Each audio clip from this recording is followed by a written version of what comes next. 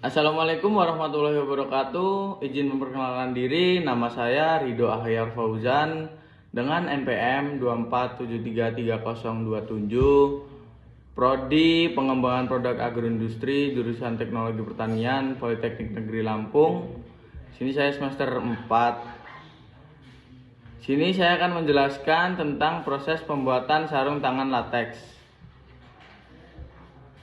Sebelum ke proses pembuatan, kita pahami dulu konsep dasarnya. Lateks yang berasal dari kebun tidak langsung digunakan, tetapi harus diolah menjadi lateks pekat dengan kadar karet kering sekitar 60%. Setelah itu, lateks dicampur dengan bahan kimia sehingga membentuk kompon. Kompon ini merupakan campuran antara elastomer dan bahan tambahan yang sudah dibuat dalam bentuk dispersi agar mudah tercampur merata.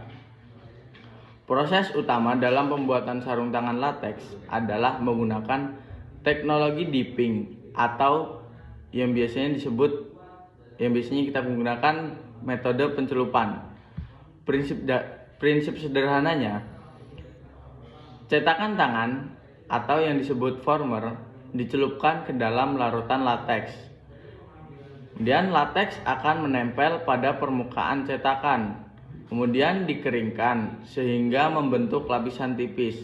Lapisan tersebut akan menjadi sarung tangan. Semakin baik prosesnya, maka hasil sarung tangan akan semakin kuat dan tidak mudah sobek. Adapun beberapa peralatan yang dibutuhkan, yaitu yang pertama, tangki pencelupan atau biasanya kita menggunakan ember untuk wadah sebagai pencelupan. Kemudian former atau cetakan tangan. Kemudian kompon lateks. Kemudian oven pengering dan tangki koagulan. Former yang baik biasanya terbuat dari porselen karena tahan panas dan mudah dibersihkan.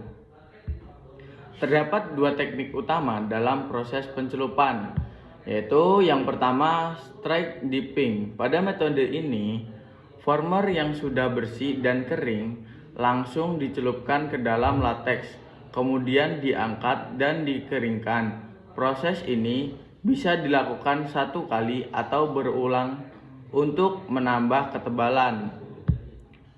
Kemudian yang kedua yaitu koagulan dipping. Pada metode ini, former terlebih dahulu dicelupkan ke dalam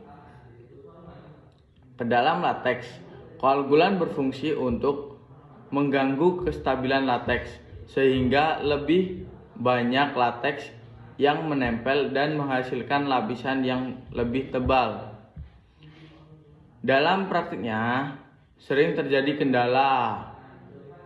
Beberapa kendala yang terjadi biasanya itu lateks menggumpal. Jadi karena tidak merata itu bisa menyebabkan lateks menggumpal. Kemudian kesalahan formulasi. Kemudian dispersi yang tidak halus. Jadi dispersi yang kurang halus atau tidak halus itu juga mempengaruhi hasil lateks atau hasil akhir yang bagus. Karena dispersinya tidak halus itu mempengaruhi hasil akhirnya jadi jelek. Hal ini dapat menyebabkan produk menjadi mudah sobek dan tidak berkualitas. Kemudian pembuatan sarung tangan lateks menggunakan teknik pencelupan dengan proses yang sederhana, namun memerlukan ketelitian tinggi agar menghasilkan produk yang berkualitas. Kesimpulannya, pembuatan sarung tangan lateks dilakukan melalui proses pengolahan lateks menjadi kompon, kemudian dibentuk menggunakan teknologi pencelupan atau dipping dengan bantuan cetakan atau former. Terdapat dua metode utama, yaitu strike dipping dan koagulan dipping, yang masing-masing memiliki cara kerja dan hasil ketebalan yang berbeda. Meskipun prosesnya terlihat sederhana, keberhasilan pembuatan dengan dipengaruhi oleh kebersihan alat. Itu sangat mempengaruhi kebersihan alat, kemudian Ketetapan formulasi itu juga sangat mempengaruhi serta kualitas dispersi.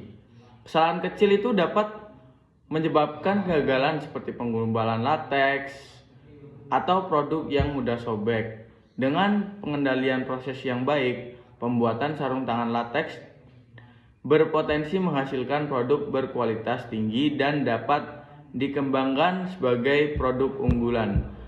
Mungkin itu saja yang dapat saya sampaikan. Kurang lebihnya saya mohon maaf. Terima kasih atas perhatiannya. Saya akhiri. Wassalamualaikum warahmatullahi wabarakatuh.